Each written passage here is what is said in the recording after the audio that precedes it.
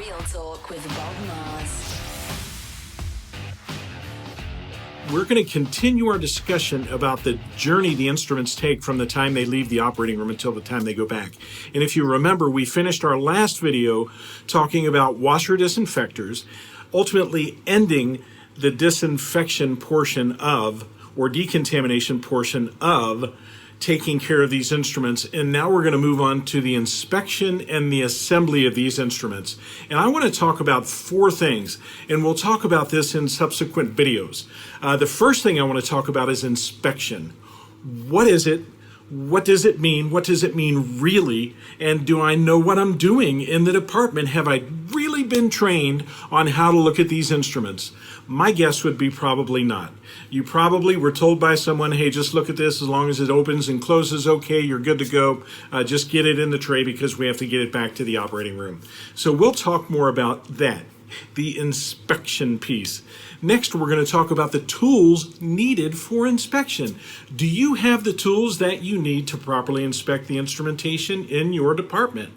Again, I would say, based on my experience in visiting many hospitals, the answer to that question is probably no. Unfortunately, hospitals are worried about cost, and often things that cost money in sterile processing, i.e. inspection tools to make your life easier to inspect instruments, is often overlooked or bypassed. We're going to talk about magnet lightfication. We're going to talk about borescopes. We're going to talk about dowel rods. We're going to talk about latex. We're going to talk about different materials needed to test the sharpness of all your instruments. And how do you really test them? Do you know how the instruments are used? Then we're going to talk about time. And we know time's always an issue in sterile processing. We never have enough of it. The goal is just to get stuff back to the operating room, no matter how quickly we can do it, no matter how many corners we cut. Unfortunately, if we're talking real and having real talk, we know this is happening. We're cutting corners and we're just throwing instruments in the set and we're getting them back to the operating room as quickly as we can. Finally, we're going to talk about the knowledge needed to inspect these instruments. Have you, as technicians, truly been trained to inspect an instrument?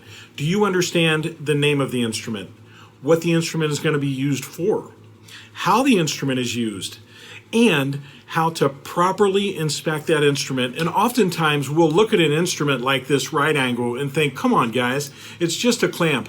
How difficult can it really be? Well, we're going to find out just how difficult it is in the next episodes. It's really important that we understand that inspecting instruments is such a vital piece of patient care. If you want to take care of your patients, you have to take care of your instruments. Bad instruments relate to bad outcomes. They're not safe for the patient.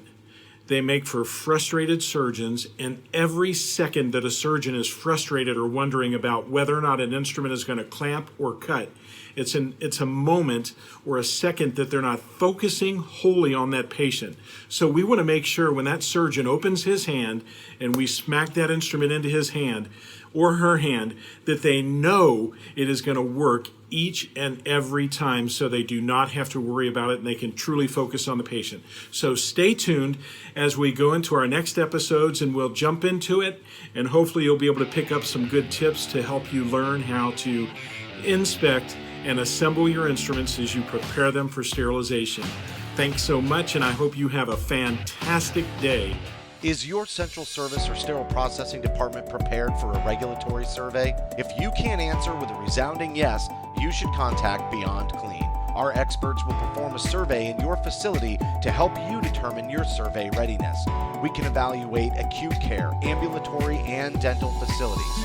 Our team will guide you through the survey process to ensure that you are beyond ready for your next survey.